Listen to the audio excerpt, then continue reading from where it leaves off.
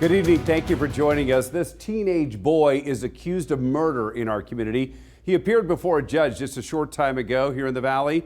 Many of Jose Juarez's family members were inside that courtroom for his initial hearing. Shooting happened early Monday at East Las Vegas Family Park. 17-year-old booked as an adult, facing multiple charges including open murder with a deadly weapon. A newly obtained arrest report reveals that the shooting was a result of an attempted robbery. Juarez's bail hearing is set for Monday, and even with this recent murder, Metro's crime rates show a steady decline over the last few years. Operation Crime and Justice reporter Kristen Drummond is live near Washington and Lamb where that deadly shooting took place, and she joins us with an in-depth look into why we're seeing a drop in murder cases here in the Valley. Well, Dana, Metro Police are reporting an almost 35% decline in homicides between 2021 and 2024. And that number may continue to improve as data shows us almost 20 less murders than where we were at the same time last year. The question is, what has changed? A question around Metro's crime fighting. Data shows a drop in murders since 2021, ending that year with 158. Followed by 151 in 2022, 142 the next year, and then another shift down to 114 last year. Metro Police reporting 60 murders so far this year in their jurisdiction, a decline of 26% from the 81 reported at the same time last year. Officers arrived on scene and located 3 individuals suffering from gunshot wounds. The latest case happening around 1 in the morning on Monday at East Las Vegas Family Park. Police say a couple of teens shot and killed another teenager they attempted to rob.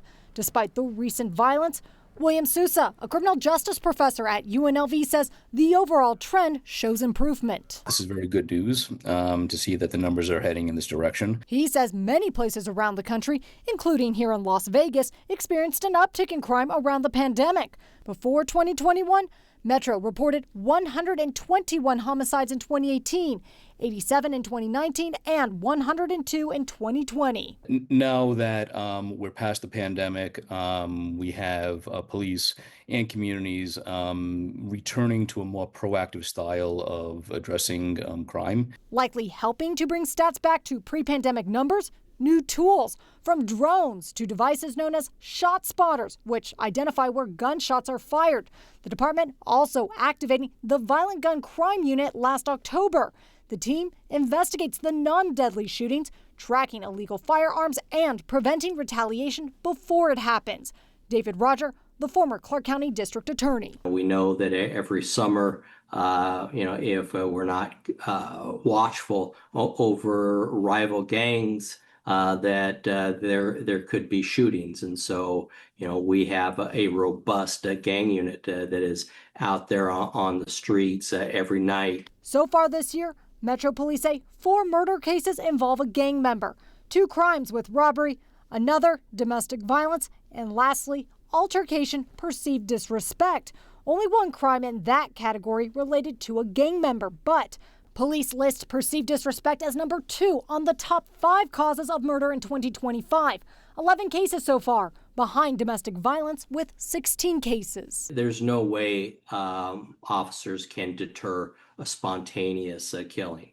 However, police departments and Metro can identify certain individuals who might be more prone to gun violence. Do you notice a particular area over the years where murders seem to be happening? It really varies. This year, Metro Police report the most murders happening around the downtown area with 14.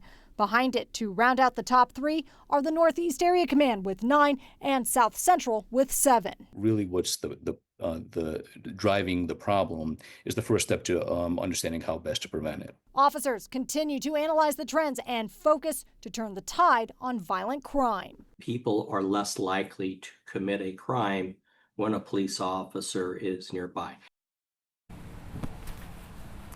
Back out here at the park, you can see there is a small memorial that has happened here to remember the teen who was killed in the nearby basketball court on Monday. Now, that murder being one of 60 so far this year in Metro's jurisdiction, but there are an additional 18 that are considered justifiable homicides.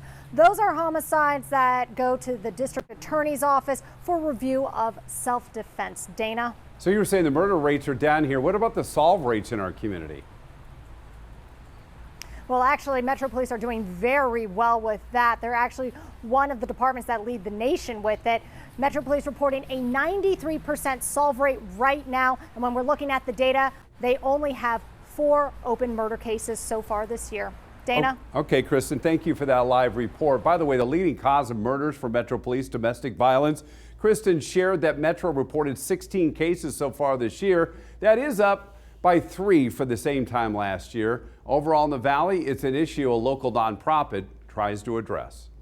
You know, we're the second most dangerous state in the country, so that extends out to Washoe and all of our other rural counties.